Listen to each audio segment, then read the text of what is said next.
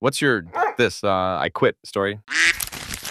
Was getting screamed at in a meeting by some marketing git that was literally demanding my technical group perform magic on a completely unrealistic time schedule with almost no resources. Literally screaming at me in front of about 8 of my peers, calling me incompetent, just do your job, all of that. I stood up, said, I refuse to be talked to like that, and left the meeting. Normally, if you just get up and leave these types of meetings, you're fired. Boss scheduled a meeting with me later in the afternoon after hearing about it. Figured I'd be walked out. Was told they fired the marketing guy. That was my F it, I quit moment. But the company kept me on and fired the other guy. Pretty happy. It's been a solid place to work ever since. Story 2. I was a truck driver working a regional route that required me working nights. So basically, I would drive all through the night, deliver a load, sleep through the day, and take a load back to my original place the next night. The thing is, sleeping during the day at a warehouse where yard dogs, the guys that move trailers around the lot of the warehouse with little tractor deals, were constantly moving crap around,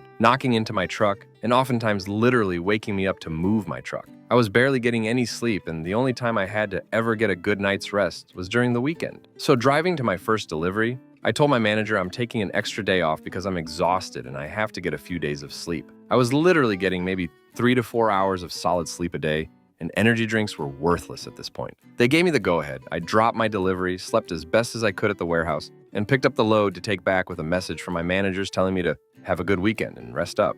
When I was about an hour and a half away from my destination after driving all night for about 8 hours, reaching pure exhaustion, I get a message saying, never mind, we need you to work this weekend. Mind you, I know this stuff happens and you sometimes have to pick up the slack of other employees at times. Things happen, I get it, and 99% of the time, I'm all for helping out other employees and my managers if they need it. But this was about the 3rd time this happened. I haven't had a good night's sleep in 3 weeks at this point, and I kept trying to call my managers or anyone who would answer me. But it was the weekend and no one would respond to their messages or phone calls. I was literally being ignored and I just snapped. Luckily, the demand for truckers is massive. I mean, I get texts nonstop asking if I'm in the market because a company needs drivers. I haven't even been in the industry for 2 years currently, and my phone still gets blown up with calls and texts asking if I want to drive again. So literally all I did was call one of the numbers that would contact me constantly and immediately was hired after 5 minutes of talking on the phone. Sent in a message saying I quit and good luck. Funny enough, then they started responding to my messages and tried calling me. I know it was probably idiot move to duck them over, and I normally would never do that, but I just broke and could not take it anymore. Story 3. My first job, I was assigned to a specific area, and I thought I was doing my job well. One Monday, I was pulled into the office and asked why, whatever thing it was, I don't remember, hasn't been done for the last 2 weeks. I replied I wasn't aware it was part of my duties. My supervisor said he was putting me on a mandatory non-paid vacation for 2 weeks. No warning, no explanation on why I all of a sudden had to do work for a different department. So I said, don't worry about it, I quit. It was a lousy job anyway. I was only getting paid 18 hours a week, but was doing more than that. 16 and stupid, I guess. Story 4. I worked for a group home. We had a difficult group of residents, but the company thinks so much worse. Every resident was 22 years old. They had moderate mental development delays, 75 IQ range. They all had a psychiatric disorder, from severe ADD to schizophrenia, and they had also all been convicted of an abuse crime. I worked 3rd shift. My normal hours were 10:30 p.m. to 9 a.m., 4 days a week. About 6 months into working there, they did a massive layoff. They went down to bare minimum staff to student ratio each shift, with nobody extra to call in if needed. That meant if someone called out, a person on the previous shift was forced. It got to the point where I was being forced 3 out of 4 shifts per week, and not just a few hours. I was working 10:30 p.m. to around 4:30 p.m. the next day and still having to come in for my following shift. I had an hour commute each way, so I'd get home at 5:30 p.m. from a 16-hour shift and have to leave the house again 4 hours later. Managed that for about a month. Then one morning I was told last minute I was being forced. Told them I was ducking done and walked out. That month took a huge toll on my mental health. Swear it took me like a year to recover. Story 5. First job at McDonald's. 3 different managers, all telling me to do different things, and getting mad when I listened to the others. I overheard the worst manager say to the people at the register, and many customers behind the counter, that someone need to teach Alice about how to do her job. I didn't even say anything, just walked out. And story 6, a little Greek restaurant I worked at early in high school. Got hired and spent the first 2 days cleaning everything the owner and son were too lazy to clean. Years worth of old grease in the deep fryer's interior, mold in the fridges, stains in the bathrooms, etc. Just ducking gross. Ask about payday on the end of the second day. And it went something like this. So, how does payday work here? Is it weekly, bi-weekly, what? You are on training. If we like the job you do, we will hire you with pay. Confused, I ask. So you're saying that you're not going to pay me for cleaning years' worth of mold, grease, and bathroom stains? No, you will be paid for work once your training is done. Oh, okay, duck this. I quit. Story 7.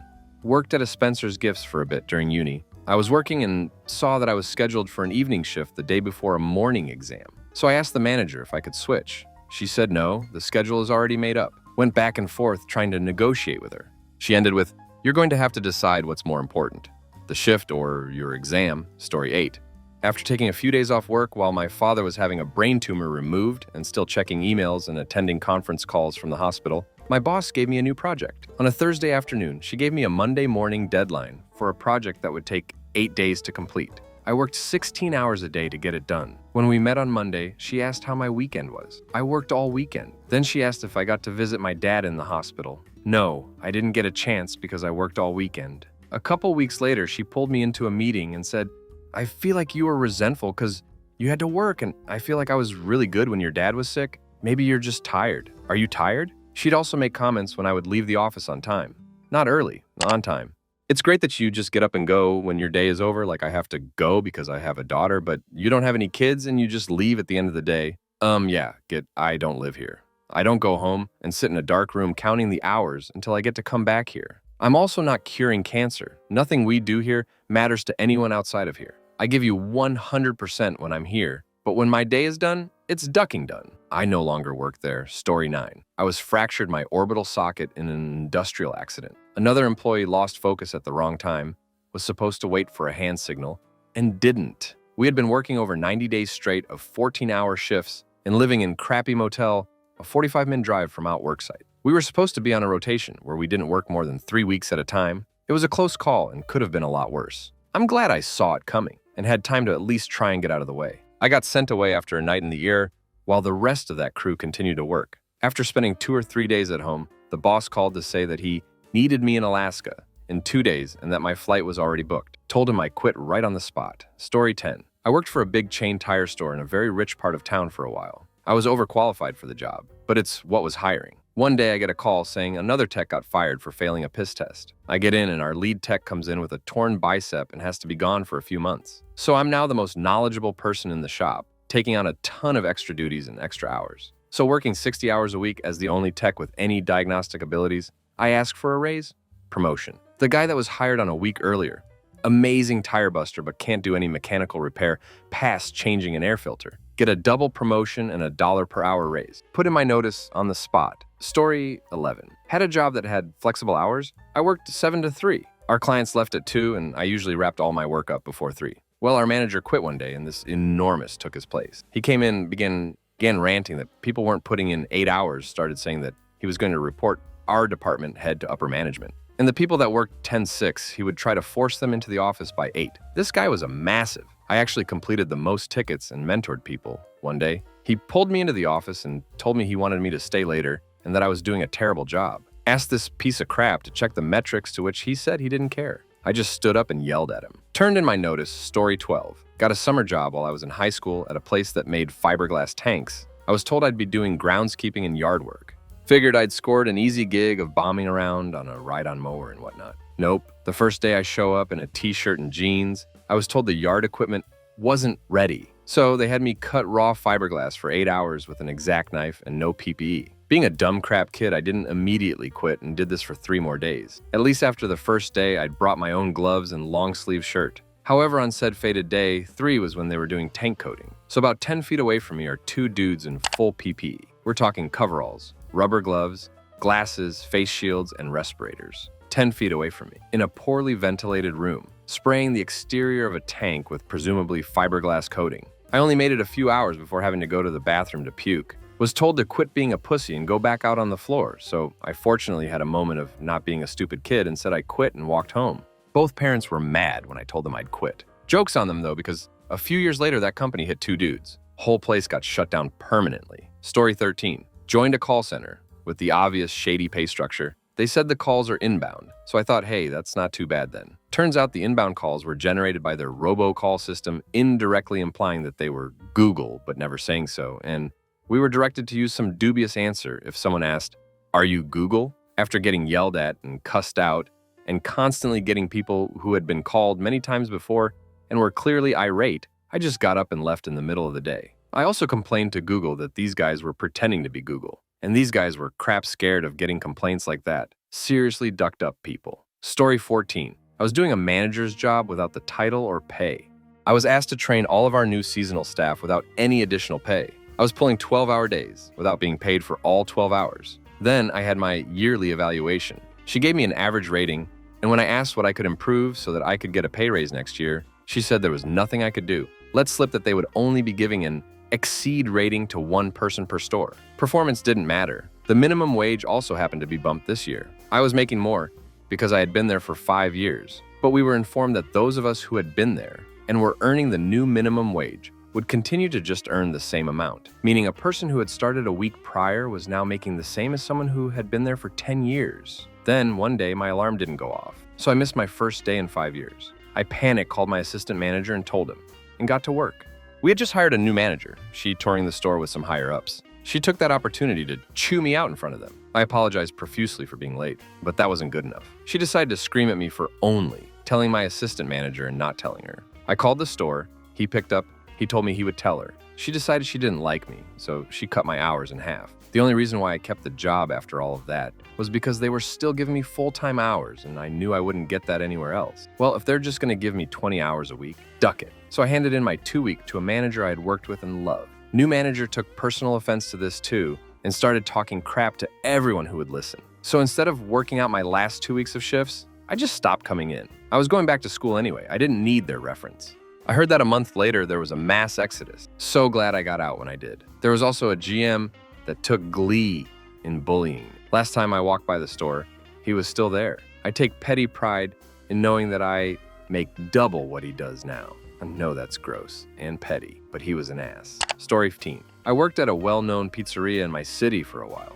when I was younger. Definitely put up with a fair amount of crap for the year and a half I worked there. Terrible managers, lazy co-workers for pretty much minimum wage. Well, a couple months before I was planning on leaving to go to school in a different city, they were having an issue with hiring and firing new people because they kept hiring anyone with a pulse regardless of how many brain cells were between their ears. Back in January, I had requested the time for spring break off as I was planning a surf trip out to California. Had the time approved in writing, and that was that. Fast forward to March, they hired and fired 3 people in the same week, so it became apparent staffing was an issue. The schedule came out for the week I had requested off and was surprised to see myself on the schedule almost every day that week. I approached the store manager with the schedule and my written approval of time off request and was like, "What the duck, dude?" He then proceeded to tear up my request in front of me and said, "We don't have enough people right now, so you're going to have to make some sacrifices. You're just going to have to deal with it." That week was about 3 weeks out, so I made a snap decision then and there and replied, "No, you're going to have to make the sacrifice. I'm giving you my 2 weeks. I've had this trip planned for months, and you can't even ask if it's okay to cancel my trip." The last 2 weeks go the smoothest I've ever worked there. That manager trying everything to get me to stay, and I keep saying no while he decides to retaliate in small, irritating ways. I'd had enough and decided I'm not going in on my last day to close the shop. I'm starting my spring break a day early. About 10 minutes into the start of my shift, I get a call from said manager asking where I was. So I tell him, "Oh, I'm on I-10 heading west right now." "Well, when are you gonna get here?" "Dude, if you haven't gotten it yet, I'm not coming in." He starts going off about how he's gonna have to close and work extra since he opened the store that morning, etc. I said to him, "Sounds like you're gonna have to make some sacrifices and just deal with it. Remember that? I'll be in when I get back to pick up my last check in 2 weeks." And hung up.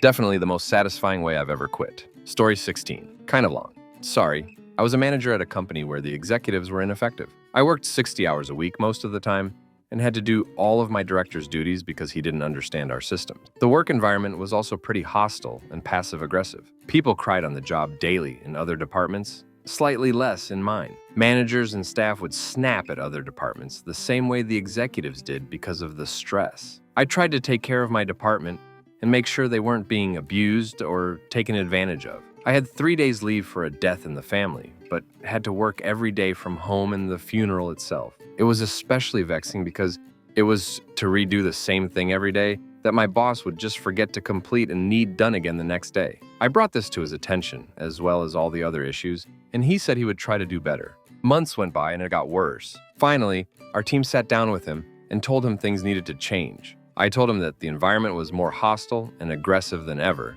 and the team agreed. He told me that was my perception, and we needed an attitude change, then left for a meeting, which I had provided him the data for. I cleared out my desk and left, quit with Hirar. For me, the kicker is that he kept assigning me tasks and insisted that I was still working there for days. Never been more relieved to quit in my life. Story 17. My first job at a pizza delivery place. I was almost 18 and I overheard my manager, in his 40s, and a few delivery drivers talking about throwing me a birthday party and spiking my drinks so they could do things to me. They had no idea. I was around the corner listening. Maybe they were joking, maybe they weren't. I didn't care. I quit right then and there. Share some other crazy stuff that had happened prior to quit day, all of which should have made me quit a long time ago. But again, a combo of fear and just plain really uncomfortable with confrontation causing problems. Two coworkers that were dating each other and would pinch me a lot and tell me how perfect I was for the two of them because one liked straight girls and one liked other girls. My manager would straight up tell me to show him my tits. I declined. He would get mad if any of the male pizza delivery drivers talked to me for too long. I was called Barbie around the pizza place. One time I said bite me sarcastically and my manager bit me. I almost quit from that, but I did get a slap in that I did not get in trouble for, other than my manager saying if I hit him again, he would hit me back. Scared of not having a job, scared of manager finding me at my house that he had my address. Still glad I finally quit when I did though, and didn't let things progress any further. Story 18. My first job was at a fast food restaurant.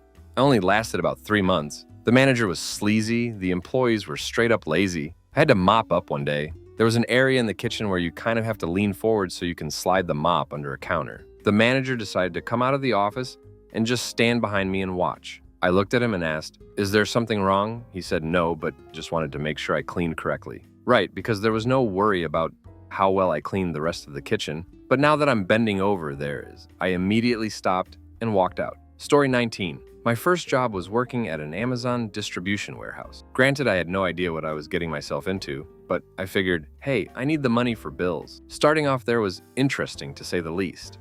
Hundreds of aisles on two sides of the warehouse, with a single conveyor belt separating them all. All of us workers, huddling up into groups for stretches every time a shift started. The buzzwords all along the cafeteria made it feel like I was in a cult. Our demographic makeup was a mix of young and elderly men and women from all walks of life. As time went on, I was overworked, and I quickly realized the managers didn't give much care towards us. They only loved the new expansions to the building with more racks and conveyor belts. They tried little things like rewards and catering from Chipotle and Boston Market, but the workers who've been there since the building opened noted various complaints about working conditions, working in 90-degree temperatures with no ceiling fans, spillages, overflowing aisles, shifting 50-pound boxes, scanners not working, etc. My final straw was when I was assigned to shift 24,000 plus packages on the new split conveyor belts with a woman who was pregnant during Prime Week. The belts overflowed that night. I realized if this was the type of thing I was going to do, then I didn't want it anymore. By that point, I lost more than 20 pounds.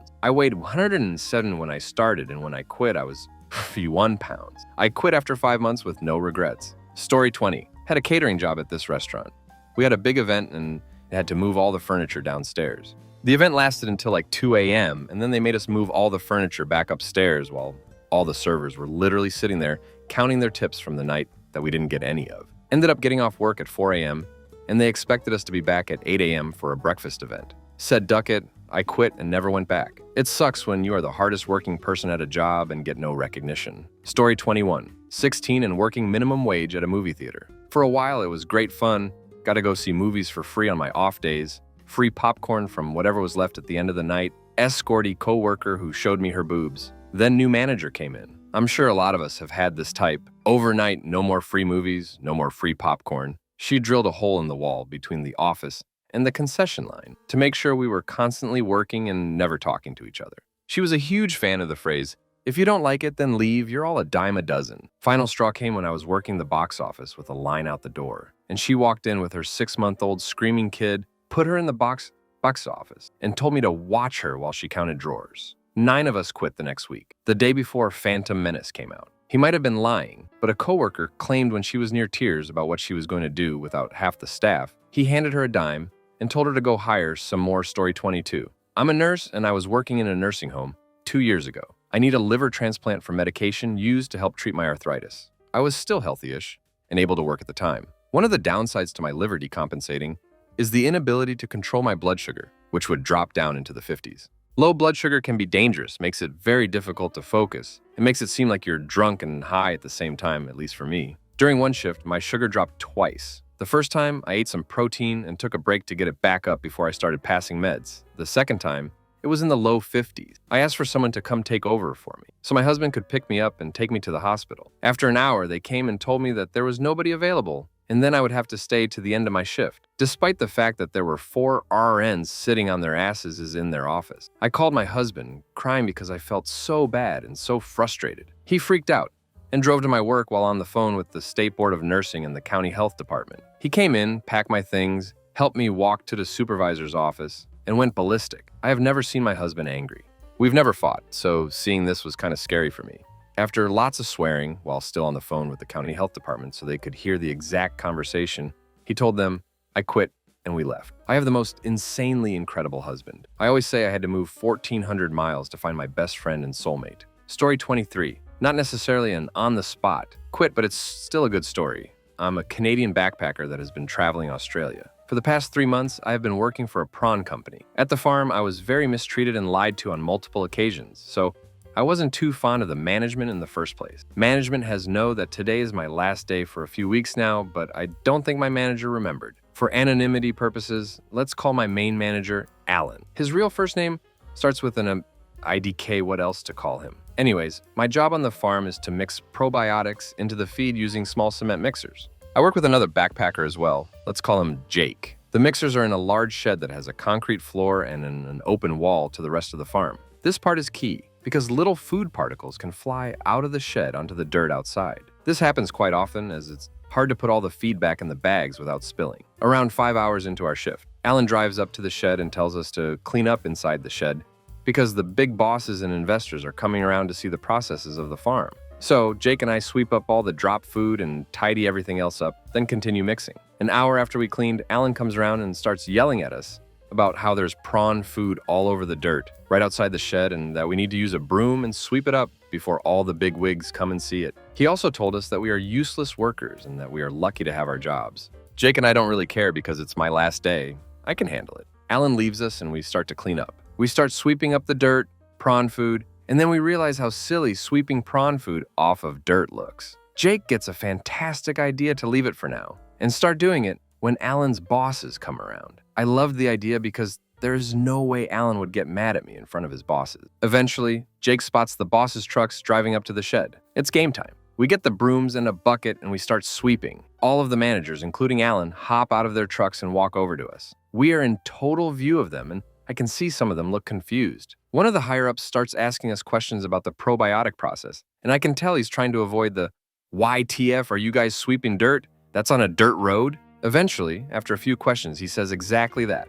Jake and I look over at each other, then I look back at the boss and say, I have no idea. We're just doing what Alan told us to do. The big boss looks over at Alan confused. The face that Alan made was priceless. I could tell he was steaming mad that we threw him under the bus, but at the same time, he had to hold back because he didn't want to look bad. He ends up choking on his words a bit, but before he can say anything, the big boss says, never mind, actually, I don't want to know. I knew that when the bosses were gone, I was going to get in a ton of crap. After they left, I packed my bag and went home. I'll never see them again in my life. And that is how I quit my job today. Hilder swept dirt off of a dirt road to make manager look dumb in front of his superiors. Story 24. I was a waitress at a crafty diner. The fellas there were always flirty and handsy. They'd talk about me in Spanish, so I only understood a little of what they were saying. One guy tried to follow me home, so I went to a friend's house instead. The customers would complain about the cockroaches and the owner would yell at us for relaying the message. The waitresses all did a lot of substances and would try to pressure me into their lifestyle. One day, while I was filling the rice pudding cups, one of the Bosch employees mopping walked up and demanded I move. I asked him if he could ask instead of being rude, and he hit my legs with the mop and knocked me over. I went to the bathroom and cried in private for a minute, pulled myself together, handed my tickets to the manager, and walked out. Story 25. Office job with a certain family company, 1 year's FTC came to an end, and just before it ended, we had some financial advisors come in. Nothing to worry about, lies, etc. UKHQ is where I was working. They decided to move the procurement team, my team, to Italy, who also had procurement team. I was called into a meeting room with my boss and HR and was told there's some downsizing going on, but we'd like you to stay with us. Okay, cool. Catch is that the role will be based in Milan with the Italy team. And because I'd be on contract again, they can't offer me a moving package or full-time contract either, so I'd have to move myself. I just said, so you want me to take another fixed-term contract with no guaranteed full-time contract at the end? Because, let's face it, that's how FTCs work, and the fact that I'm not getting a full-time offer after a year is proof. And you want me to move myself to Italy with no help from yourselves, using my own money for flights and anything I want to ship over. Which, by the way, is a country that has pretty darn high unemployment levels for someone in their mid-20s like me. So if this all goes tits up, I'm left in a new country with no help from the company that brought me here. Oh, and presumably no raise either. Well, we'd have to reduce your pay to fall in line with what the analysts out there are making. Otherwise, it wouldn't be fair on them. Okay, I'm going to say no thanks and thank you for the opportunity. Story 26.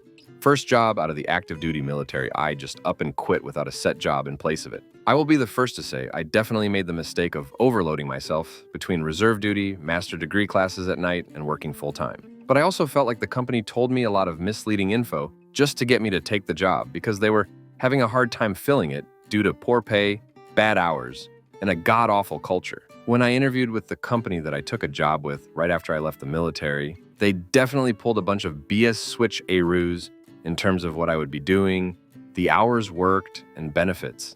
It was a salary job, but I had made clear that to the GM and HR, the obligations I had to going to school at night and doing my reserve duty. A large part of taking the job was that they said they would pay for my school. Now, I did not get this in writing, much to my chagrin. Life lesson right there, I will not make another mistake of, because I was so happy to just have a job that would support reserve duty and going to school for my master's, as well as help pay for it. So fast forward to the actual job. I was regularly working 12 to 14-hour days when I was not going to class Tuesday and Thursday nights from 6:25 to 10 p.m. I would leave early, and by early I mean I would get to work no later than 5:00 a.m., then work until 4:30 p.m. when I would rush to get to class through extreme traffic because it was that bad at rush hour. When I did that, I would get complaints that I was not being a team player. The other days, I would usually work until 6:30 p.m. to 7:30 p.m. and get home close to 8 to 8:30. Weekends were usually just me recovering from the long days, catching up on schoolwork and studying, or doing my obligated reserve duty. I was told that I would start having to work weekends as well. I remember the first time I had to drill on a Friday, I was given the worst amount of attitude about how much of my slack would need to be picked up because I wouldn't be there. There was another guy who was a reservist who was in the same type of position I was. He got fired not that many weeks after I started. Now the leadership didn't say it, but I strongly suspect it was because of his reserve duty. The company wouldn't outright say they fired him because it is illegal to do so for that, but I strongly got the feeling. This sent me a strong message about the type of people I was dealing with. The reason I ducked this, I quit thing happened was because when I finally got a clear answer on my master's degree, being paid for after several months of asking, I learned from her that it was a paltry sum. This was the straw that broke the camel's back for me. On top of the long hours, the culture of the place was so toxic with people at everyone's throats, the frontline workers calling out just to duck things up, and senior management having zero clue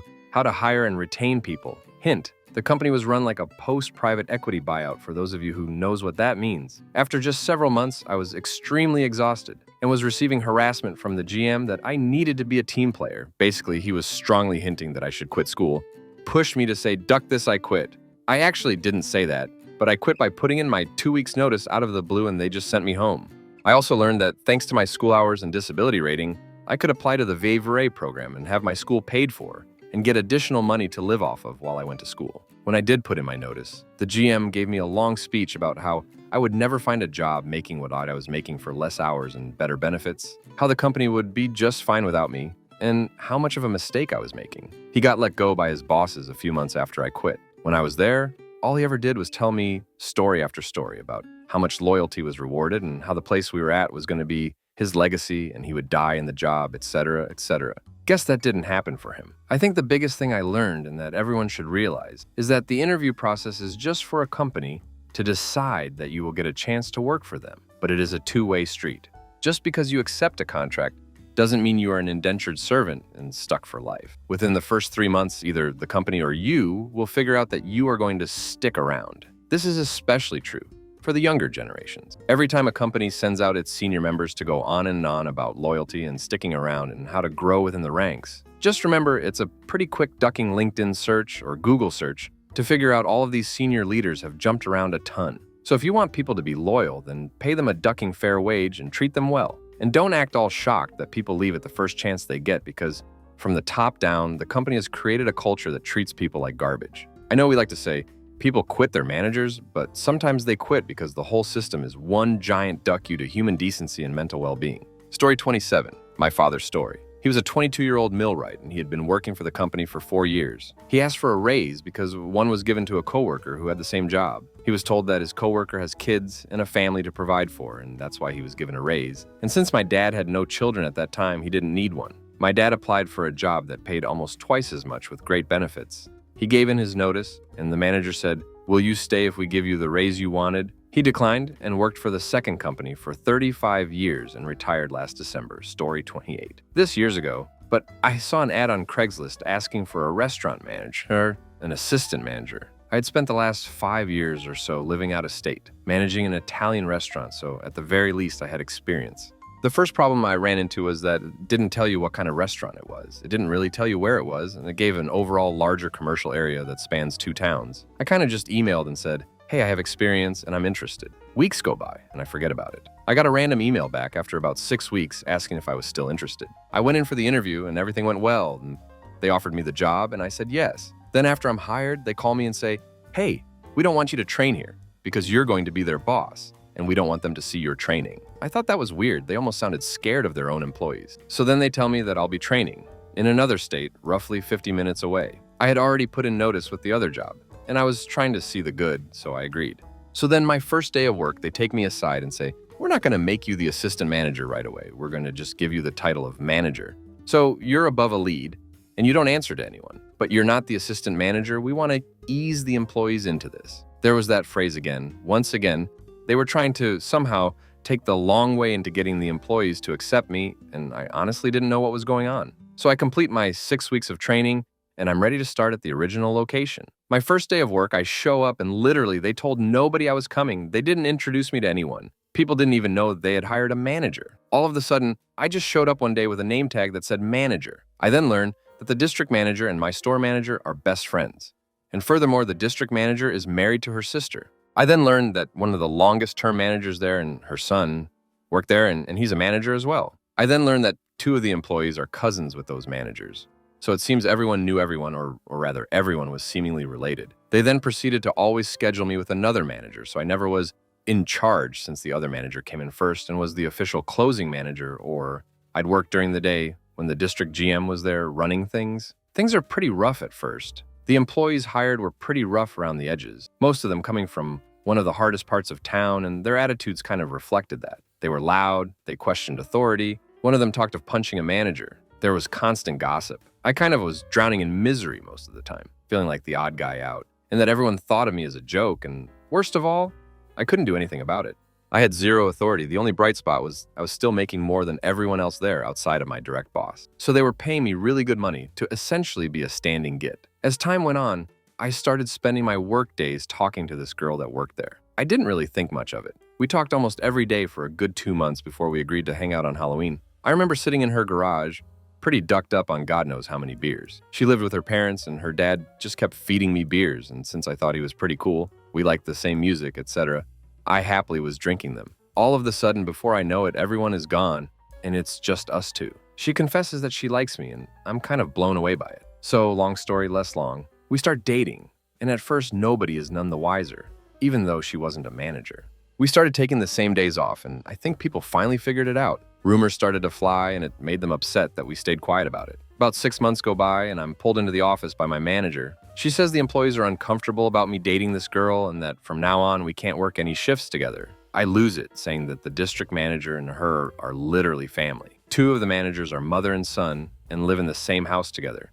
2 regular employees are cousins with those 2 managers, and yet literally every one of those people can work together. And I asked her what the difference was. She stuttered and stammered and said she didn't know. She said she would contact the district GM with my concerns, and I said, "How long will it take to get back to me?" Again, she didn't know. She left, and about an hour later, I pulled some food out of the oven, set my apron and key down in the office, and left. Story 29. I was working as an ice cream vendor at an amusement park. It was the kind of ice cream that comes in tiny little flash frozen pellets. So I was selling my tiny overpriced cups of frozen ice cream balls, and has a line of a half dozen people, when a manager came over and said he saw someone walk by with a cup that hadn't been leveled off. I acknowledge his comment and then continue preparing the ice cream cup for the next customer. After filling the cup, I use the scoop to skip across the top of the cup and level off the excess pellets because, God forbid, people almost get their money's worth. The manager said I didn't level it off well enough and snatched it from my hand, dumped it back into the bin, and made me do it again while standing over me. The customer and I were both now silent and uncomfortable. So I filled the cup and leveled it off again the same way because that's the only way to do it. This time he apparently approved and said, "That's how you should have been doing it the whole time. It isn't hard." Then he stormed away. Well, the previous day, I had worked my entire shift without a break because the manager forgot to send relief to cover my stall while I took lunch. So I was already annoyed at the company. But being yelled at and belittled in front of customers was over the line in my book. So I hand the customer back his money and then similarly handed out free ice cream to the other people in line. Then I simply left. I didn't lock the ice cream freezer or empty, power down the register. I didn't let anyone know I was leaving. I didn't stop to turn in my name tag or polo shirt. I just ducking left. And I've never regretted that for a second. Story 30. I worked at a casino doing security. I had just gotten out of the military where I'd previously been qualified in a bunch of things that revolves around security and response to active shooters, etc. One night during a busy evening, the panic hold-up alarm went off and the station that sounded could not be reached. It was treated as a legitimate situation. I cleared out my section of the casino and moved to clear or other section, help old people get away. After that, I started clearing staff out as well. It seemed to take the security staff, including the director, a ridiculous amount of time to investigate and or clear the situation. It turned out to be nothing. Someone bumped a panic button and went on break or something. I was pulled into the office where I was berated by the security staff supervisors for clearing out the building and sending everyone outside. When asked why I did it, I said current FBI guidelines are run, hide, fight. So the first priority is removing everyone from the area that's under threat. The second would be hiding said people, but I was able to remove them, so I didn't have to. My director told me that was incorrect. I was responsible for everyone leaving and was going to be reprimanded. Told I had no experience with said situations and should be sent to training again. I asked her to clarify the FBI guidelines, which she couldn't do. When challenged and asked if I ever had active shooter training, I stood up, said, "I've been trained in responding to the active shooter as an armed law enforcement officer, and that her lack of understanding of simple guidelines was terrifying to me." I told her I quit. I won't be giving my 2 weeks notice. This is the last time I'll be in this building. She laughed and said, "Well, then we won't be able to recommend you as a reference." To which I laughed and said, "I won't be telling anyone I ever worked here. It won't help my chances." Story 31. I work at an ice cream place. During the winter season, we get almost no business, about 10% of the summer's business. With the coronavirus, many businesses are being closed.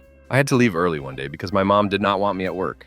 I still live at home. I work with a few different managers, shift leads, but our boss is very selfish and careless. He called me the next day to tell me how ducked up it was that I left that day. He knew the whole story and knew it wasn't my fault, and I said, "I'm sorry, but I'm not even 18 yet and don't want to get kicked out of my house for not obeying my parents." He then said that he needs me to be reliable, which was the last straw, mind you. This is the first time anything has ever happened like this since I started. I've never called out once. I was 16 last summer, and at an ice cream place, there are a lot of teenagers who call out half of their shifts. The whole summer, I worked 6 or 7 days a week because I always took people's shifts when they called out. I was so reliable all summer, and him saying that to me was the end. I'm not working a minimum wage job and not being appreciated for anything I do there. Duck him, I quit. Story 32. Man, I have a hell of a story. I worked for Publix in the deli, started at 21, worked my ass off. Worked 45 hours a week when they were short-handed. I got full-time in 3 months. Worst mistake ever. The difference between a full-timer and a part-time is they treat you like crap.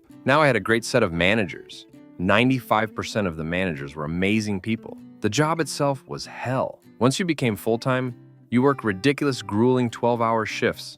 Sometime you don't get a lunch until 9 HRs in. I started having some health problems, mental illness related, and recently diagnosed with IBS, with a couple food intolerances. I started slipping, working 12 hours, sometimes no lunches, getting out at 12 a.m. and going back in at 8 a.m., 6 p.m. They just threw ridiculous shifts at us. One day they call me to the office and accuse me of a few weird, ridiculous things and ask why my performance has been dwindling. Well, I broke and told them about my recent health issues and that I'd been want to pass recently, and told them I'd been thinking of stepping down from full-time or asking to leave deli to be cross-trained in an easier department. They immediately are like, "If you step down, you lose your health insurance." They told me they can't guarantee me over 30 hours in order to keep my health insurance, which is BS because the minimum you get a week is 32 plus. because it's so short-staffed. I told them I needed to be out of the deli. They said they would get me in bakery just for a different pace. A month later, more 10 HR shifts. A week straight of getting out at 1 a.m. every night. I asked when I would be switched over. They kept saying, "Oh, next week." The final straw was like the end of that insane 1 a.m. shifts because I had to be back at 7 p.m. the next day. I walked out the next day in the middle of a shift after spending 20 minutes in the freezer crying because my manager basically told me to get my crap together. Yeah, I would never go back. Story 33. Personal story. As part of a college course, I had to get some work placement hours at places related to the field of study. Because it was hard to find available places, they allowed charity shops. We were allowed a maximum of 16 hours a week, and we needed 500 hours to pass the course. When I started, I was averaging 12 hours, but a month in, I needed a minor procedure on my foot, which meant I had to miss a couple days, after which I would have been fine to return to my normal hours. When I came back, I was scheduled for an hour and a half. They told me they didn't want to push me too far. I thanked them and let them know that I was fine to return to my normal amount of hours and showed them the information pack that said as such. Next week, the same thing happened.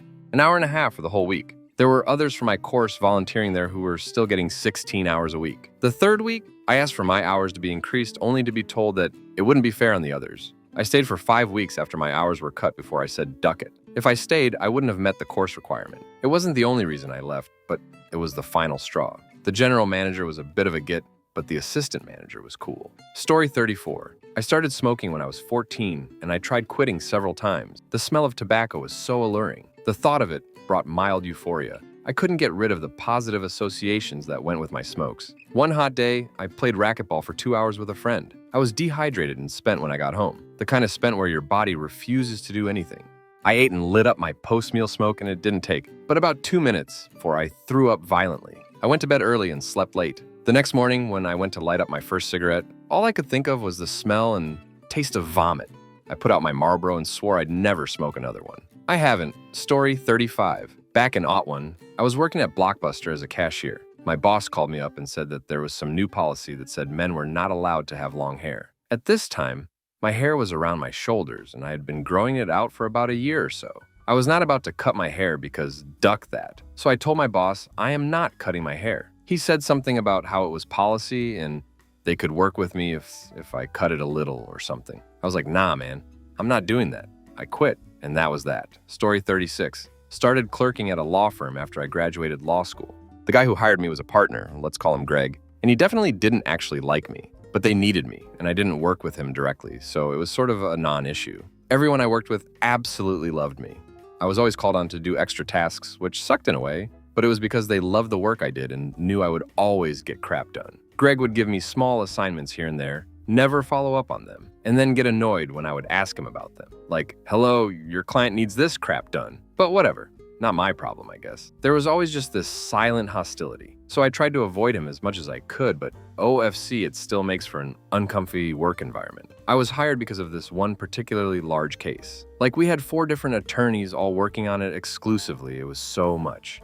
And I honestly knew the most about it because all the attorneys were working on different parts, but would all turn to me to help them. The case was stayed in late November because of some complications, and Greg saw this as a great opportunity to get rid of me. Note that Greg wasn't even working on the case. He just didn't want me there. IDK. So he comes up to me privately and tells me I have 2 weeks to wrap my crap up. I'm kind of shocked, but he's a partner, so it shrugs.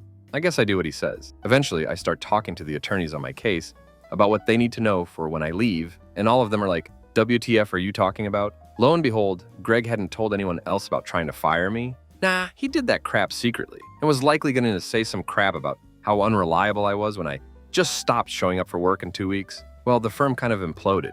Everyone, including other partners, were pissed at Greg, all begging me to stay. And for a few days, I considered it. But I kept thinking about how if I stay, I'm actively working to put money in the pockets of a guy who not only tried to fire me, but did it in this underhanded way that was going to ruin my reputation, not only with this firm, but with others in the area. If it got around that, I just stopped showing up to work one day. Duck that. Told them I'm leaving the day before Thanksgiving. All the attorneys took me out for lunch that day. We got day drunk together. I got the rest of the day off and tons of promises for glowing recommendation. Duck you, Greg. Story 37. Oh, I have a really good one. In 2018, went to work for an ESL teaching company in China. The pay was crap, but I got a TEFL certificate out of it. I had planned on completing the contract year and hopping to another country. The hours were brutal.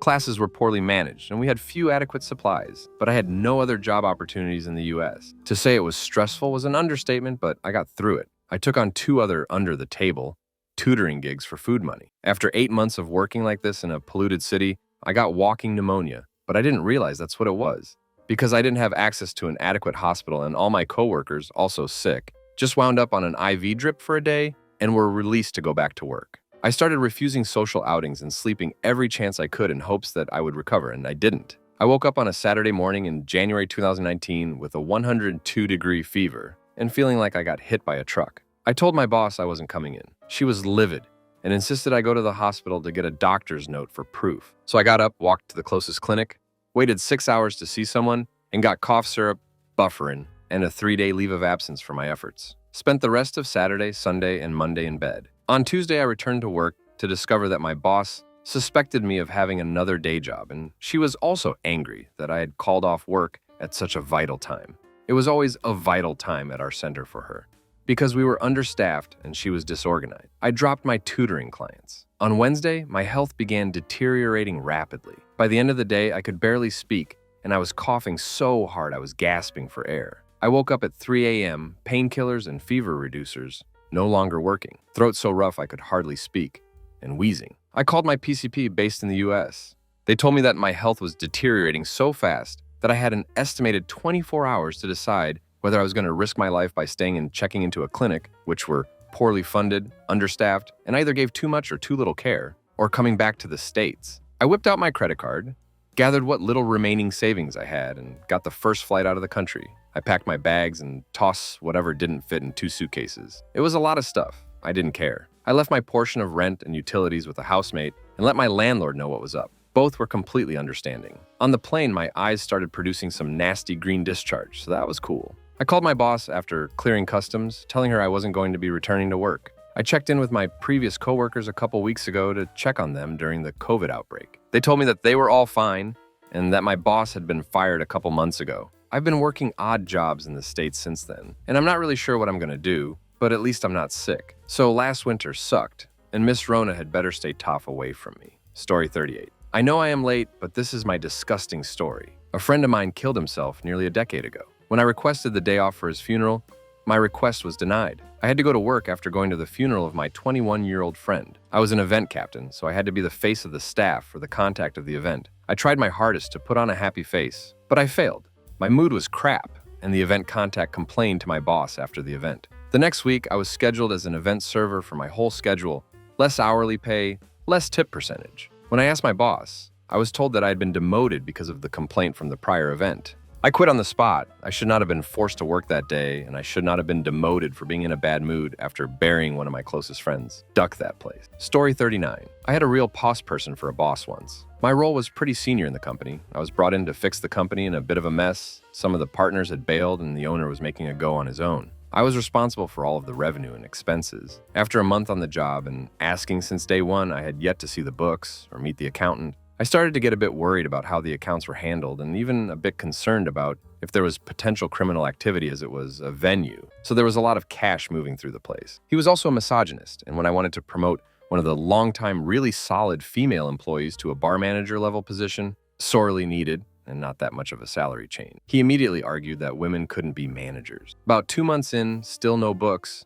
After promises, we come to a dark period where we don't have any activity in the building for a few weeks. Totally normal. I mentioned I'm going to work from home for a week to get some operational manuals together, and he insists that all work needs to be done from the office, which was not in our agreement, and in fact, I had mentioned how important flexible work was when I was interviewed, and I had been basing my hours on taking some time off during the quiet period. During that conversation, I quit, citing the books and an inability to do my job as assigned. He begged me to stay and said that he would sort out the finances for me. Now, as I mentioned, we're coming up to a period of a couple weeks where there is no activity. So I'm in the office working on the operations manuals, and I start getting calls from suppliers that their bills aren't paid. So I compile a list of outstanding invoices and send them to my boss. He tells me not to worry about it, and he'll be back in a month to send of the checks. A month. I wrote a resignation and left in on my desk with a key, sent him an email with the letter, and walked out the door. 3 weeks later, I get a phone call from him asking what happened and where I've been. Story 40. I've shared this before.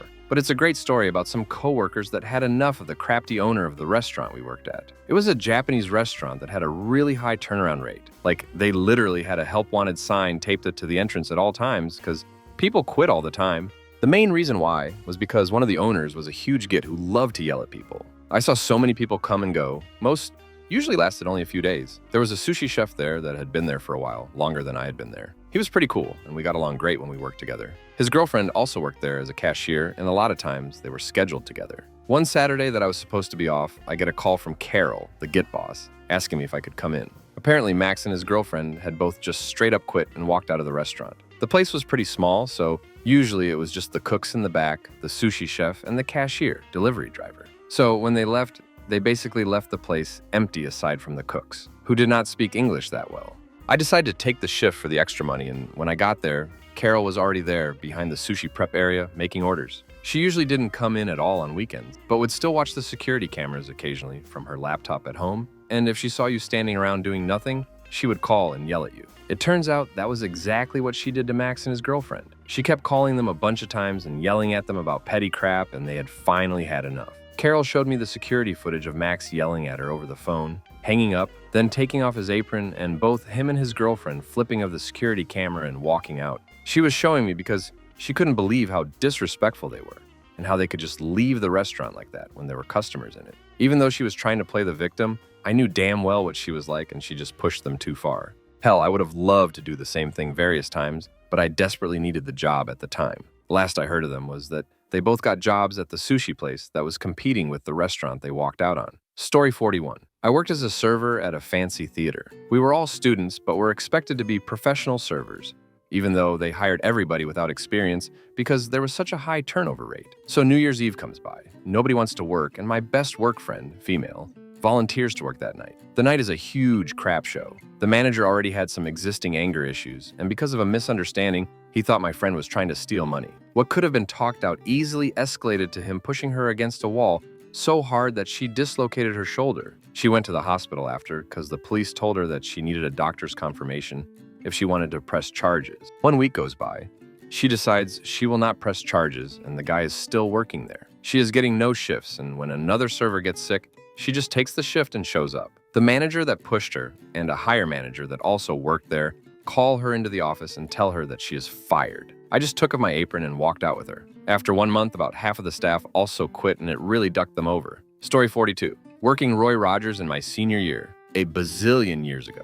I would come straight from school and work 3:30 to close, which was typically 11 or 12 every day, and Saturday I had to come in early to unload the truck. I worked solo in the back. My job was chopping all the fixin' for the fixin' bar, make the biscuits from scratch, eggs, flour, buttermilk, grease the pans, make the chicken, double bread and double fry, clean all the dishes, and keep the front of the house clean. It was insane, but it kept me from having to deal with the customers, the worst part of any fast food job. The day manager and I never got along. We will call her Monica because Ducker, that was her name. So Monica wanted to be the buddy boss and not run things, so she would let half of the day crew go home by noon. I get there at 3:30, and we are out of everything, every day. Even if the back person left me stuff pre-made, but in the fridge it was all 3+ hours old and had to get dumped. So after about 2 weeks of this BS, I finally had enough and went to my manager, the head manager. He looks and sees we have no chicken, no biscuits, full sinks of dirty dishes, and I'm elbow deep in flour doing biscuits and chicken at the same time. I told him Monica told me to throw out all the stuff in the fridge because it's too old. To be fair, it wasn't sitting out in the heat. It's all been cling wrapped in the walk-in. He said, "Ducker, if she didn't let everyone go home. We wouldn't be out of everything 20 minutes before the dinner rush starts. Just cook the biscuits from the fridge." Monica comes back with a new hire and is taking him downstairs to watch the slideshow, and she sees me putting the old biscuits in the oven. "What are you doing? I told you to make new." Mike said to use what we had because you let everyone go. She storms off and does the training, and about 45 in. Later, she comes back up, and I'm still busting my ass. And she grabs me by my arm and says, "Don't ever go over my head again, and don't disrespect me in front of new hires." I looked at her and said, "Do you need my 2 weeks notice in writing, or is verbal enough?" Her holster hit the floor, and she walked off. Mike came back and said, "You serious?" "Yeah, Mike, I told you last week. I was going to quit because of my finals and all the reports I need to do at the end of the year." He said, "That's right, I forgot, and can you put it in writing, though?" "Yeah, sure, no problem." That kid called me every day for 2 weeks, trying to get me to change my mind. The real kicker is, she got moved to Saturdays, and I quit on a Friday. So after 2 weeks, she called me sat morning, asking when I was coming in. I laughed, hung up, and rolled over. Story 43, 2 cases. 1, 16-hour days at an amusement park. There's an exception in the U.S. Labor Code that says that amusement park employees don't have to be paid overtime if they're seasonal. And wouldn't you ducking know, every employee in the park was seasonal. 2, 1 workday at a greenhouse was 8 a.m. to 1 a.m. You're not misreading that. I didn't even bother coming into work the next ever. Duck that crap. Story 44. Worked at the Source, Canada, and had a weird situation. We had a PlayStation 1 in the back that never hit the shelves many years before and kind of just sat there. After almost a year of working there, we got to talking about this PlayStation to find it didn't show a normal price in the system. A month goes by and we're still discussing it when a fellow employee's PlayStation died. Another employee sold him the one from behind at the price listed in the system. 6 months later, get a list from corporate to return items, and sure enough, somehow this many years old item is on the list. The Source came in and cleared house of anyone thought to have interacted with the transaction. I was the only employee remaining. They had me run a store solo for a week, impossible, before bringing a manager from a neighboring town. The manager walks in and starts running his mouth about everyone and everything, while literally having me do every single task by myself while he yelled. By lunch break, I had enough. Walked out back, grabbed my things, sandwich in hand. I walked out telling him to have a great day and went back to my previous tech job. Worth it. Story 45. Worked as a delivery driver at a sandwich chain that had a super crafty 18-year-old manager. We had 2 older managers, but they promoted this kid that had just graduated from high school who had a huge power trip over the people older than him. I was early 20s. The first problem was that he changed the time my shift started that day, and I was due in an hour earlier than the schedule had said the previous night when I left. I think I'm supposed to be in at 5, but it was 4 now, so he calls me at 4:03 to ask where I am. I tell him I'll be in at 5, like scheduled to, which he said, I'm due in at 4. Well, I lived half a mile away, so it's not a huge deal. And I walk in at 4:11, and he has a written warning waiting for me for being over 10 minutes late. He had obviously already planned this because it was completely filled out by the time I walked in. It's a summer job, so I sign it. Whatever. Next shift that he leads, we are getting slammed and I'm out on deliveries constantly, just running in to grab another and leave. The managers were in charge of slicing the meat, but the drivers were supposed to do dishes and the slicer's dirty, so he tells me to wash the slicer as I'm running out orders. I tell him I will when there aren't orders to take. I end up taking like 10 in a row while he and the other 2 teen duck faces chat in the back, and he gets on to me that he has all the meat to slice, but he can't. I tell him he should wash it since I'm ducking busy. I tell myself that if the slicer is not clean by the time I get back, that I would put in my notice. It wasn't cleaned, and I put in my notice to him, and he looked so happy. The next day was the best day of work I've ever had, though. This kid thought he knew it all and would save some money on a Sunday morning shift. Other managers set out how much bread needs to be made for the following shift. He only made half of the recommendation and would save the other half for later. Well, we got slammed harder than I've ever seen in the shop. Lines out the door and we run out of bread and won't have more for at least an hour as he is proofing the crap he was supposed to make hours before. Then, he jumps on the register to tell people we can only serve this food in a lettuce wrap. People are pissed. The best part? We were scheduled to be audited by corporate that month, but wouldn't know when. The minute we were out of bread, corporate walks in and freaks the duck out, calling other stores for bread, yelling at him for disobeying the GM. Glorious, glorious. He was fired, and I still left in 2 weeks because they were going to promote another teen duckface. Story 46. I used to be a server at a restaurant that was a quarter mile down the road from a large concert venue in northern Michigan. Concert nights were always ducking crazy, but paid well, so it was all good. I was assigned patio, which had 13 tables split between 2 servers. The issue is, my other server didn't show up, so I had the entire patio to myself for ZZ Top Night. On top of this, I had a 21 Top come in and take up half of my section. They weren't attending the concert, and I told them that due to it being super busy and them being a large group, food would be at least an hour. They were fine with this. I'm with them every 3 to 5 minutes, filling drinks and bringing booze, wine. It took about 1:30 for them to get their food, and everyone was in good spirits the entire time. They ended up staying for 4 hours, raking up a 4-digit bill. Thank you, booze, for that. And everything was fine until I binged that out. It was like a switch flipped. They started yelling and complaining that I was horrible, and all went inside to speak to my manager, who mind had not helped out a bit during the entire ordeal. She comped everything but alcohol, removed the 20% auto gratuity, and the table ended up leaving me $12. My manager then pulled me aside and gave me a warning, telling me she didn't think I could handle being a server. Yeah, I was pretty well ducking done. If you are reading this, Barb, duck you.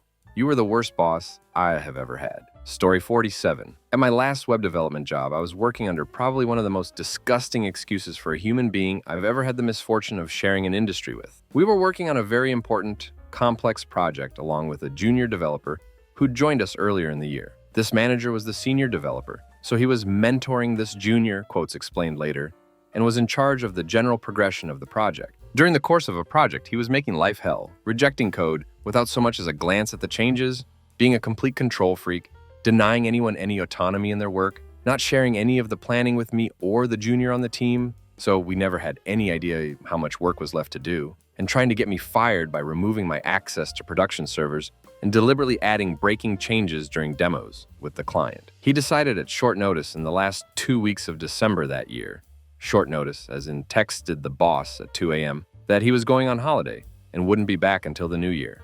The boss comes in and tells me what's happening. I take over management of the project and start planning everything out on a whiteboard with the junior. The boss sends me and the junior the spec for the project, which the senior never shared with either of us. We realize how deep we're in the crap, and we get cracking, busting our asses to get feature after feature in place and working over the course of 2 weeks. More work got done in those 2 weeks than in the entire 9 months the project had been going. Come 2nd of January, we're all in the office. Senior rocks up, late as usual, sits down and sees there's a metric duck ton of work that's been done while he's gone. First thing he does, goes back through the history, finds the last change he recognizes, and resets the entire code base back to that point. 2 solid weeks of ass busting, gone. I went to the bathroom for a rage dump, started updating my resume on my phone and replying to the mountain of emails from recruiters desperate to poach me. Context. Typically each dev has their own copy of the project on their machine. They make changes, test, then open a pull request that allows their changes to be merged into the main code everyone else works off of. Story 48. Worked 40 days straight, 1,216-hour days as a salaried exempt employee, as an executive chef in a very high-end and huge catering company. Lots of mega high-end events during the dot-com boom. MTV, Playboy, Mid-East Royals, pro athletes, tech pioneers, etc. Not that glamorous. You're there hours before the party, in the kitchen, tense during it, and cleaning and packing up for hours after. Day 46 rolls around and I'm losing my ducking mind. 24 years old and getting out of bed like an 80-year-old. I call the owner and say he's gonna have to take the shift for a couple of days, also a pro chef, because my wife's grandpa just died and we have to be with the family. Go back to bed, sleep till 3 p.m. Wake up, crack a beer, and hop in the shower. Flurry of missed calls. Owner calls me, he's at an event, and guess who he ran into? My wife's uncle who helped me get the job. Told my boss, grandpa died 10 years ago. Boss, so you coming in or what? Me. Duck it. I quit. Boss and I reunited a few years later. We laughed our asses off of it. I apologized for lying. He apologized for working me like a dog. All good. Story 49. I delivered pizza for Papa John's. I was already nearing the end of my rope with this job since the owners were scumbags. Once while I was doing prep work, the owner told me I should look into being a topless house cleaner because they make a lot of money. Oftentimes I overheard other male employees rating women employees who worked at the business on a hotness scale. One day in the winter, during a massive blizzard, we were totally behind on deliveries since we always got bombed whenever it snowed. Orders were arriving late and cold, and most of the customers all day were upset and annoyed rather than understanding. I was one of only 2 drivers working that day, so I had to take 3, 4, or 5 deliveries with me at a time. I climbed through snowbanks and unshoveled sidewalks, then up 3 flights of stairs to deliver 2 pizzas to this elderly woman who was quilting with her elderly friends in a community building.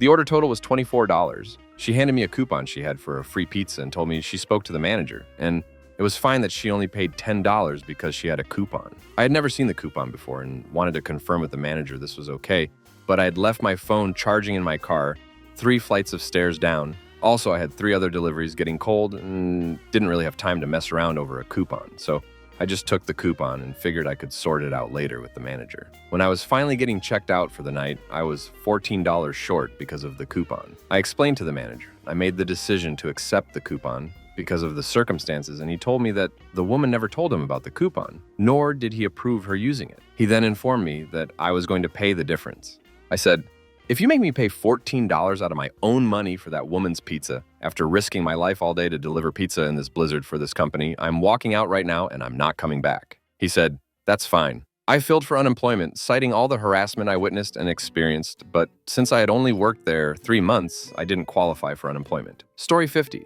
I worked at a Dairy Queen in high school. We were constantly understaffed. There were only ever 4 employees there. We were all teenagers, and the shift lead was the one in charge. There was me working in the front, one person working in drive-thru, one person making the food, and one person done chores in the back, trash, dishes, refilling freezers, etc. The register hadn't been replaced since the 1970s. All around, not an ideal work environment. But I was 16 and this was my first job and I just needed to save up for college. I was new. I worked at this job for maybe a month. A lady wanted a New York cheesecake Royal Blizzard. It had strawberry filling. We were out. More came in the next day. I informed her that we could put something else in if she'd like. She said no problem. She'd like some peanut butter sauce. I brought out the Blizzard. She thanked me. 5 minutes later, the shift lead called me back by the grill and she's on the phone. The owner called. The lady, who's still in the lobby, somehow had the owner's number and called him and told him that I got her order wrong and that she's allergic to peanuts and I could have ducking killed her. I explained the situation to the shift lead as quickly as I could because there was an angry line forming up front and the other 2 employees were mad that there was no one up there. She asked for the peanut butter since we were out of strawberries. I went up front and took a bunch of orders from more angry people that waited 60 seconds longer than they'd have liked to, and my shift lead kept getting calls again from the owner to get clarity on the situation. I think I broke my record for getting yelled at that night, both by my coworkers and customers. I finished my shift and cried in my car. I decided that night to look for a new job, and I did. Story 51. I was a store manager for a retail chain. Had a district manager that was a complete git. He used conference calls as a platform for public humiliation and belittling. I had already told him 3 weeks prior that I wanted to step down and he needed to find another manager. Well, after a particularly bad day with customers and doing merchandising in between, helping customers and picking up the slack of the employees, he wouldn't let me terminate and walks Captain Git. Starts berating me and the store's appearance, never mind the fact I'd been running record sales for the last 6 months straight, and asked me if he needed to get someone competent to run the store. I yelled at him, "I ducking told you to get someone else 3 weeks ago, jackass." Well, he stormed out and left. I went home that night, not thinking too much more about it, and went to bed. While I was asleep, I had a dream that I walked into the office where he was sitting, put a gun to the back of his head, and splattered his brains all over the computer. It felt so real. I woke up in a cold sweat wondering how was I going to get away from the police. A few minutes later, I realized it was a dream and went back to sleep. I discussed it with my wife, and we both agreed I needed to quit. I went in the next day. I had scheduled myself to close. At the end of my shift, I left my keys and discount card on the desk and got another manager to lock the door behind me. Didn't call, text, leave a note or anything. Duck that place. Story 52. Worked for a boss who micromanaged everything and was just an ass about everything in general. I came into work at 6:56 a.m. and clock-in time was 7 o'clock. Instead of clocking in then going to the bathroom, I went to the bathroom first instead of using company time. I clocked in at 7:01 a.m. and he went off on me for being 1 minute late. He saw me sit my stuff down and go to the restroom, so he knows I wasn't truly late. This wasn't the first time he yelled about something so small, but that day was the last. I didn't say, "Duck this, I quit." I said, "Duck you, I quit." I reported him to Human Resources 2 days later for the ridiculous behavior. Come to find out, this was not the first time he had been reported for a toxic work environmental. My friend in that department told me he was fired that next week. Happy ending to my "Duck this, I quit" story. Story 53. I was hired to administrate a jail in a rural area. I ended up being fed a steady stream of the local somebody's semi-literate inbred relatives who needed jobs for employees. They'd last maybe a month or 2 before quitting, getting fired for being lazy, or performing illegal activities, or just flat out stop showing up to work with 0 notice. I was routinely asked or ordered to perform actions which were illegal, unethical, or unsafe. I refused all of these orders to an increasingly hostile sheriff and board of commissioners. Anyways, my contract specified a certain rate per hour and several benefits. None of these contractual obligations were being met, to include my pay rate, which routinely fluctuated wildly. After 3 years of that horse crap, the county commissioners began demanding that I go to a 6-month course of training only 2 weeks after my kid had been born, and I had been graciously granted a mere 3 days unpaid leave. I refused. They owed me over $6,000 in back pay and had not been honoring any of the benefits stipulated in the contract, like paid leave. Even my medical insurance had been declined when I tried to use it. They were somehow bewildered when I responded to their demands with a resignation letter and notice of impending legal action to retrieve the wages which were being illegally withheld. I went on to become a patrol officer in a larger, more competently ran area's police department, while they closed their jail and disbanded their police force under a barrage of lawsuits. That was a few years ago. Last I heard from a buddy who still lives there, The very same local politicians were busy telling people that pandemic is less dangerous than the flu and to disregard the quote, media panic over nothing. Let's see how well that works out for them. Story 54. Worked as a valet during the summer between my senior year of high school and college. The location was in the busiest part of my city, and parking was limited. I made $400 a night on weekends easy. I worked one location, and my boss, owner of the company, told me to park in the alley where our stand was so there was room in our lot. At some point when I was running for a car, I got a ticket for $80 for parking a no parking area. I was pissed and annoyed as this was the first ticket I ever got. To make it worse, my boss refused to pay. I was 18 and still naive, so I paid it and went on my way. In July, I'm at one of the locations and the boss tells me to move my Jeep and block a side entrance where people are sneaking into our lot. I park it inside the lot. When I go to leave, I see there's another ticket. Boss refused to pay. I was pissed, so I ripped off my shirt. He technically owned it. I hadn't paid. Said, duck this, I quit. Only job I have ever quit. Story 55. I was working in a market focusing on selling beverages. Had a crafty chef and his dad inspected us all the time. He was new in Germany and only spoke Turkish. Well, I was the only seller in that market who could speak Turkish, so he always yelled at me and insulted me for mistakes at my first weeks or for things that were not my fault. I was actually the scapegoat in that whole store, and everyone's fault was my fault due to the fact that I was the only one who could communicate with his dad. So I was bad-tempered already and tired of the chef and his dad. One day, a girlfriend invited me to her 16th birthday, and I accepted the invitation and wrote my chef that I'm not having time next Saturday. One day later, he sent us the next week's time schedule and said that he couldn't change it anymore and that I have to work that time. I discussed with him that I never missed the job and never was sick while the time I was working there, and nevertheless he insisted on. So I told him at phone that I never liked the job and his dad and that I quit the job. I've never saw him again and had a nice birthday party. Worth it, story 56. Worked a call center. I was good at what I did. Troubles came, and I was told specifically by my team lead and one of the assistant managers that they reviewed my performance subjectively. Manager didn't like me, and that I was being demoted. I figured, take the lumps, ride it out. Clock in, do my thing. Let them be nitpicky. It will pass. Maybe it'll take a while, but it will pass. New team lead told me in a way that those types of managers tell you that I needed to choose between my pregnant wife and the job. Later that night, a friend took me to see Spider-Man, Into the Spider-Verse, and the part where he says, how do you know when you're ready to jump? You don't, you just do. It hit me, why was I fighting so hard to keep the job? So I quit. Story 57. Had an internship at a big supermarket chain in my country. It was July and it was hot as duck. In fact, it was the hottest ever recorded in Mew country during the last 2 decades, and it was also Ramadan, where we have to fast all day. My internship should have consisted with desk duty and how paperwork is conducted, and instead, I was told to go to the delivery area and help load and unload trucks. I had a whole month of this. I did 5 days and I almost broke my fast a few times because of how hot it was. And working directly under the scorching sun, I just said, duck it. It's not worth doing slave work with 0 pay and people yelling at me every 10 minutes. Story 58. Worked at a small mom and pop store selling antiques, silly knickknacks, and furniture. The owner did all the supplying and rarely came in.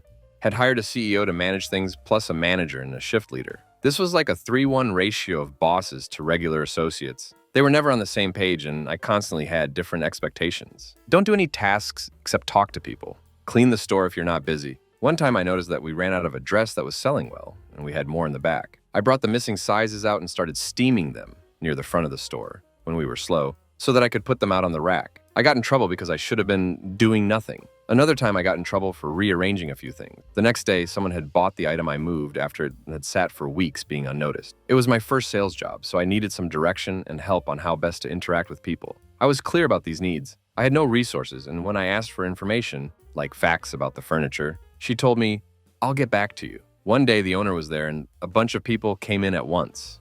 Where's your salesperson? The manager gestured to where I was, and I heard the owner say, no, where's your real salesperson? Instead of helping or saying anything to me, the manager called another employee in. I just walked out.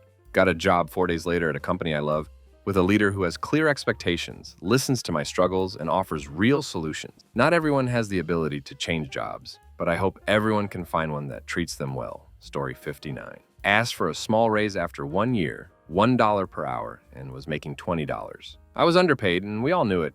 They offered me 50 cents. I showed them I was saving them $100,000 per year. They wouldn't budge. I gave my notice right there. Got my last check, no yearly bonus. I was owed $1,000. They told me they didn't have to pay me since I quit. I said, that's cool. I'll call Asha later today and cited 5 big violations they hadn't addressed. Suddenly, I got my bonus. What's the best I quit story you've personally experienced? Story 1. I was a server in a local chain of restaurants. Crap got real. One fine day, and I finally had endured enough bull crap that the owners frequently pulled. So there I am, pissed off, and I'm working the party room, which holds about 70 people, and also has 4 booths that sit 6 people apiece. I get sat at 2 of my booths, 10 people total. I'm getting them their drinks, and in walks a business dinner of a little over 50 people. I'm thinking about how ducked I am right now, but how fat the tips should be. As the party is getting situated, another of my booth goes down with 6 people.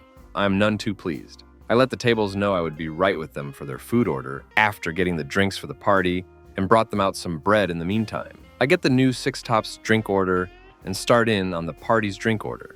After getting the drink orders, I rush in and get bread for all the tables again, including the party, and start in on making drinks. As I return with 3 large round trays of drinks and start to hand those out to the 6 Top and the party, my last booth gets sat with 8 people crammed in on it. I ask the hostess what the hell she is thinking, and she tells me that the owners told them to seat me like this to teach me a lesson. I ask for help, and she tells me that they told everyone to not help me. So now I'm pissed. Only I don't get even and quit. No, I get revenge. I get drinks for the new 8 Top and give them bread, and then proceed to treat the whole room as one large party and take the order for the some 80-odd people in the room. I bring out soups, salads, more bread, and appetizers. I refill drinks. I then let all the people know that I will be gone for a while to put the order in and make sure the kitchen gets it right. I even put pitchers of drinks on the table so that no one would need me for anything, as they could just refill their drinks themselves as they waited for my return with their meals. I then secretly sneak out the side door and just leave. I get a call later that night from a friend of mine who was working that night, and he said it was almost an hour before anyone realized that I had left, or that no one had gone back to the party room and check on anyone. Needless to say,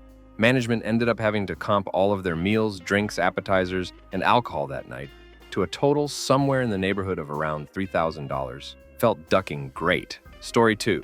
I worked for a local tech company straight out of college. I had started dating a girl with ESARD about half a year back. I let my boss know a month or so after I started that, hey, I may have to disappear for a week or 2 because of a transplant. He was cool with it, or so it seemed. He let me know I would be unpaid during this time, which was okay. I had money saved up just in case. Fast forward a year and a half later, she finally gets the call. She's a nervous wreck. We had just delivered a major application and patches to a company, and all was well. I left on awesome terms. Everything was taken care of. I caught my coworkers up on what I was doing. I tell him I'll probably be gone about a week or 2. Again, he says, that's fine, and gives me a USB flash drive and a company cell phone so I can do a little work and keep in touch. The first few days in the recovery, I did a little work, forwarded it to him. Girlfriend came out okay, and I said, looks like we'll be back within the week. A day later, the kidney transplant stopped working. I lived in the hospital for the next week. I kept him up to date. I didn't call him every hour, but it was every few days when there was a new update. She was held into a coma because the doctor ignored her when she said she couldn't breathe. And the fact that she was still making urine mystified him. Her native kidneys still produced urine, although it was basically just water. And we told him and the nurses about 10 times this was the case. So she was pretty much on dialysis 4 hours a day for a week to pull all that extra fluid off, and had to have emergency surgery that day. Huge emotional time. I didn't call him until a few days later because I literally could not hold the phone. I was shaking so much. So after that I call, except I have no service on the company-issued cell phone. That's odd, I thought. We arrive home, I check the mail. At this point, it'd been 2 weeks, and I have a letter of termination accusing me of stealing company secrets and company property. Thumb drive, plus phone. So we meet up, I give him back all his equipment. A few days later, he apologizes and gives me my job back. I accept, get a raise. That was promised me a while back, my conditions on putting up with his bullcrap and coming back to work as opposed to going on unemployment. Fast forward to a year later, I find out he'd been trying to find a replacement for me for almost a year, but was having a hard time. They paid crap. Hey, I was fresh out of college. He sent me to a client's location and told me to say one thing. Turns out he was lying and the client find out because he called and told them another thing. We had a talk about my job performance and client respect, and I said, if that's the way you feel, that's fine by me. Here's my letter of resignation. He escorted me out of the building. Girlfriend was still in and out of the hospital because of complications with rejection and a doctor screw-up plus septic shock, but I was back in town and able to work.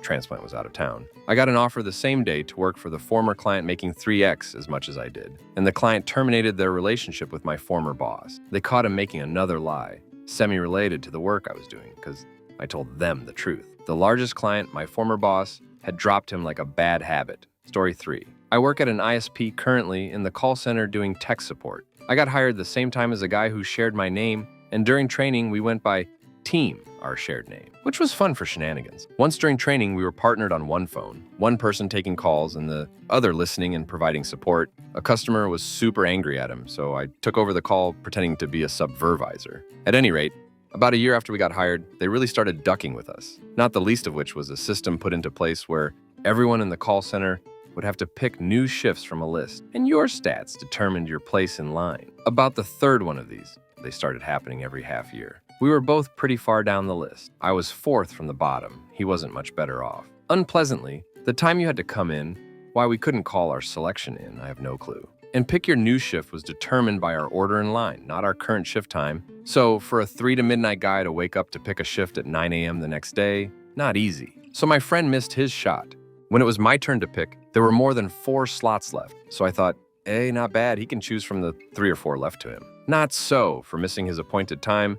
They just ducking gave him a shift. No option, no choice in the matter, even though there were easily 3 or more selections at the end of it all. So he decides he wants to quit, and I convince him not to. Instead, I convince him to be as nice as possible to the customers while simultaneously doing as little work as possible and screwing over the company where available. So he does. The first week, he spends the time taking calls and waiting extremely long stretches of time in between each call. He'd give out lots of credits. If you were a customer and got him, count yourself lucky. In the phone system, you could tell the phone you were on a project or had computer trouble or on a break or lunch via phone codes you'd punch in. The phone would know you couldn't take a call and wouldn't give you one. So he would jump back and forth between off phone states. The second week, nobody had given him crap for it yet.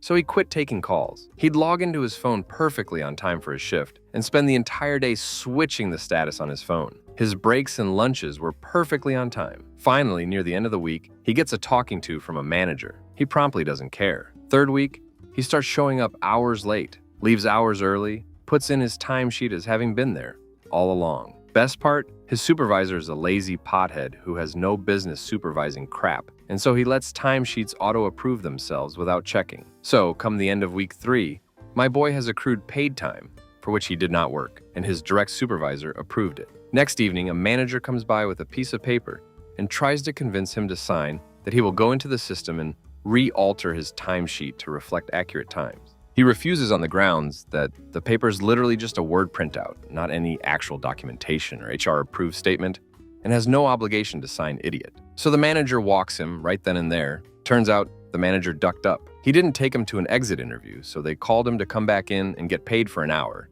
to have an exit interview also. He promptly spent the next year living off unemployment. I mentally high-five him every time I say, duck this place in my mind. Story 4. I worked for the 2 travel agency in the US back in the 90s. It was a woman-run business, on paper. In reality, the outfit was run by her husband. This guy was a total a-hole. The turnover in their call center was horrendous because of how he treated the employees. If this guy didn't get his way, he would literally throw a tantrum, pout and cry. I had a very hard time believing this guy ran the company, but that's how it was. I was hired to do SEO on the website before SEO was an industry. One common practice at the time was to include your competitor's name in your keywords. Crafty, but at the time, that's what worked. So we're having a meeting one day to discuss progress, and I'm showing the boss that our rankings are improving and traffic increasing. He asked me what things I did to get the improvements, and I started showing him the various things I'd done. When I showed him the HTML source and he saw the competitor's name, he absolutely freaked out. I tried to explain why and how the customers never see it. He wasn't having any of it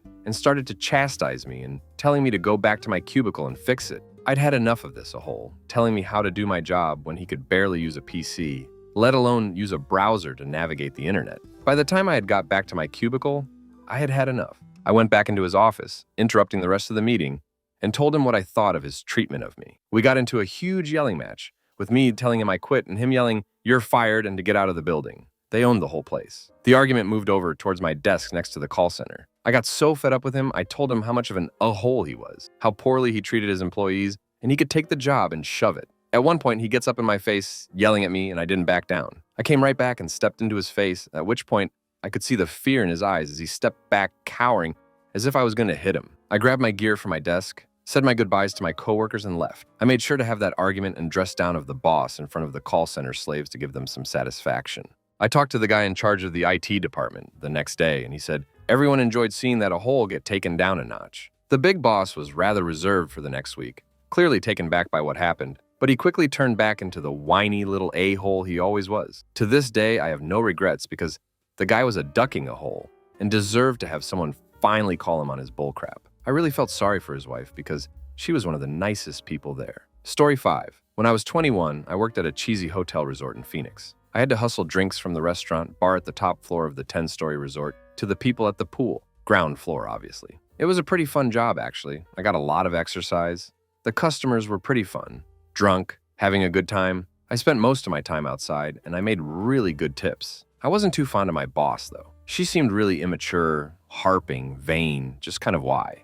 But whatever, people are people. One day I had to serve about 8 women. They were kind of like sorority girls. They got wasted and were super mean to me, made fun of my uniform, made fun of me, would purposely run me by massively staggering their orders, laughing hysterically every time. And of course, they stiffed me completely. 0 tip. Bad day at the office for me. The next day I went into work and my boss fired me for stealing money from those chicks. I didn't steal a thing. I was floored. They told her that I'd left with money and didn't come back with the change, like $15. I'd never do that. Anyway, she wouldn't give me my last paycheck until I gave her the stolen money. She was such a total git about it too. I went to the bank and got $15 in pennies. I came back into the office and grabbed my last paycheck out of her hand and threw the pennies all over her office. I tried to run out, but she grabbed me by my hair. I got free but lost a chunk of hair in the process. I'd like to say it felt great, but it didn't. I went home and cried about losing a job that I liked and the injustice of the world. Story 6. I was working on commission selling shoes at a major retail chain,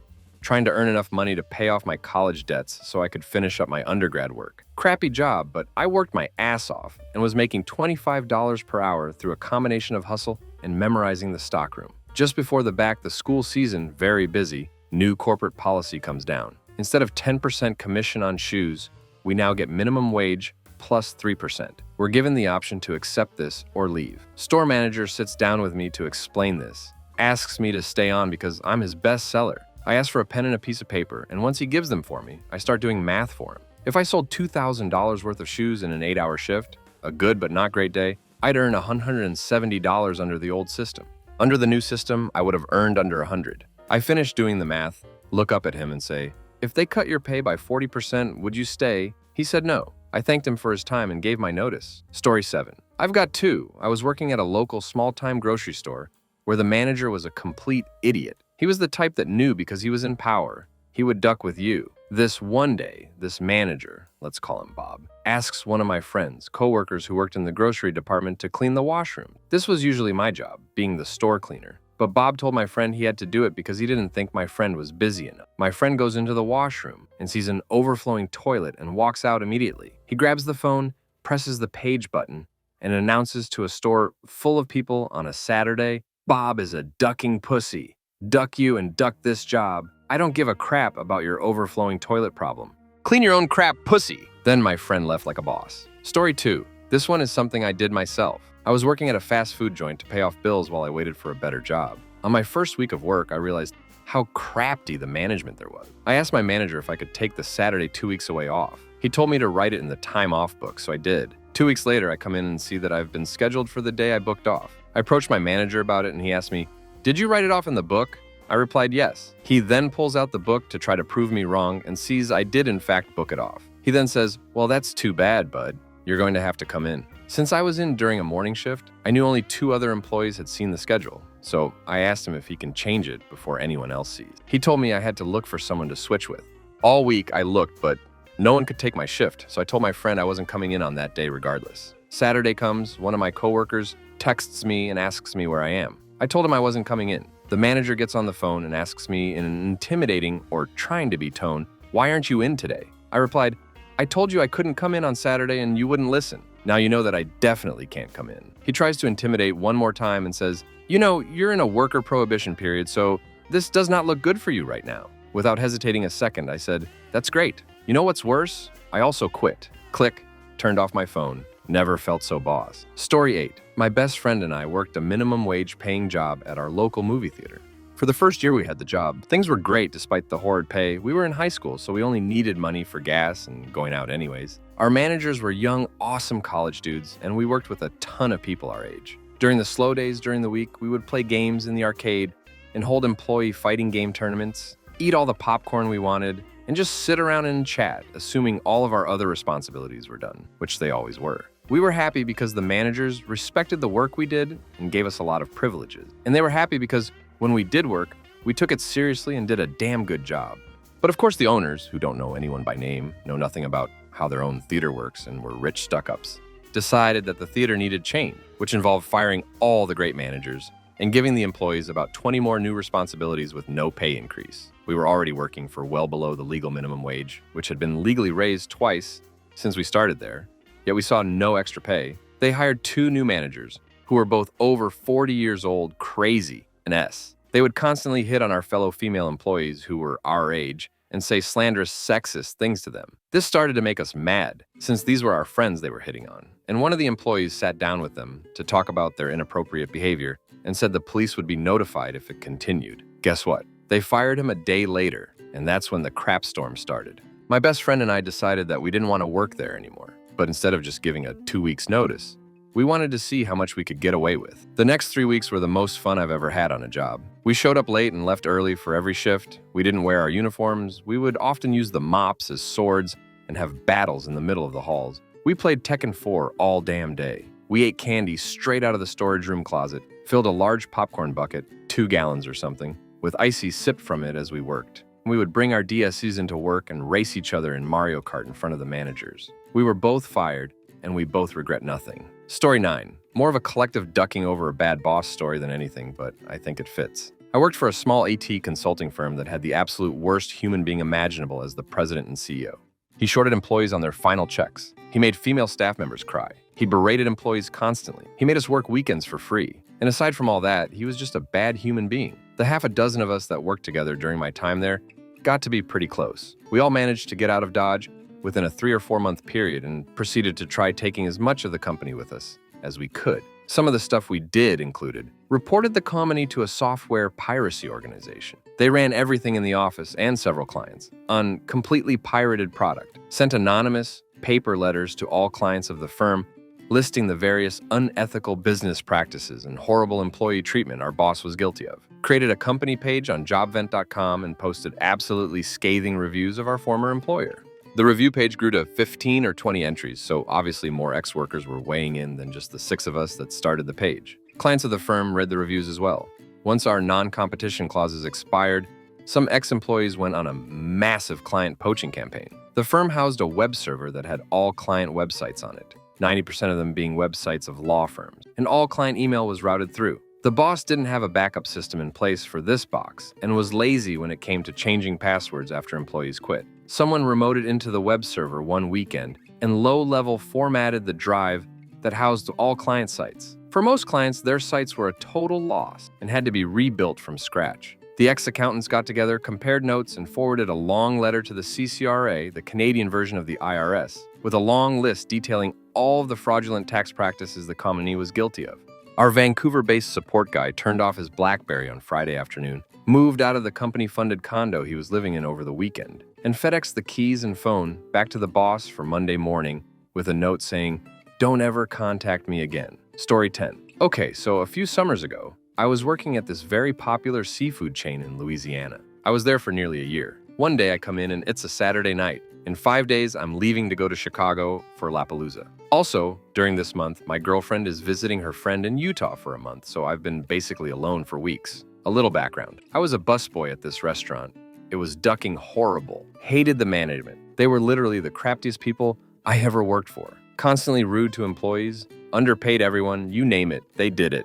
After a few months, I find out that while they named me head busboy, basically a similar role to shift lead, but still doing the same work as the other busboys, I was making like $2 less than everyone else. I was also one of the only ones not in high school. I was 26 at the time. I was called stupid, retarded, asked if I could read, and asked if I could speak English. I can BTW. Anyway, one night we're getting our asses kicked, and the bartender asked me to clean a bunch of his glasses. He was a great guy and always tipped me very well when I would help him with this. I say, of course, there were like 5 other busters that night. My manager comes over screaming at me to stop. We go back and forth for a bit, and I say, "I do the glasses, BC.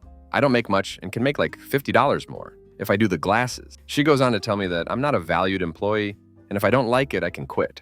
The whole staff is like 5 feet away from us with jaws open because of how she's treating me. I go into the bathroom and call my GF, explain the situation, and ask what I should do. We both thought I should walk out. So there's a 30 top that's about to get done, and the manager ducked up and had to send like 3 of the young busters on break at almost the exact time the table was about to get up. I didn't drive at the time, so I call my sister and ask her to come pick me up. She calls and says she's outside. I walk out the front door and see the manager, and I respond with, I have to put something in my car, and walk out the front door, throw my apron on the ground outside, and hop in my sister's car and bounce. It felt amazing. Apparently, the rest of the night, all the employees were making fun of the manager, and she was very pissed. Story 11. 2 stories. Story 1. When I was a sophomore in high school, I got a job at a fancy grocery store by where I lived. I was excited because it seemed like a really cool job at the time. My first night there, I was bagging for one of the cashiers. She was a professional cashier, in the sense that she had been doing this for a while and acted like a pro. She would throw down the items to me so fast, I never could keep up with her. At one point,